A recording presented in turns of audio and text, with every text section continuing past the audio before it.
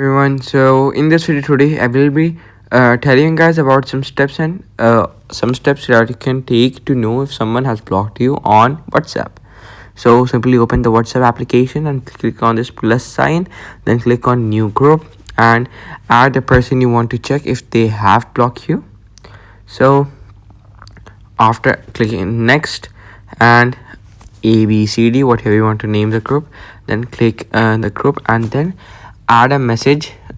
And if the message what you want to say goes to two ticks, and if they are not what you want to say blued or just simple white ticks, just confirm that the person is not blocked you. But if you have added the person on what you want to say WhatsApp, and after adding a message on the group and the ticks are only going to one tick, this means that you are blocked by that person on basically on WhatsApp. So yeah, this is how you can easily confirm it. That's all from my side. Thank you for watching this till the end. Don't forget to subscribe the channel. This is how you can easily know if you are blocked on WhatsApp by someone.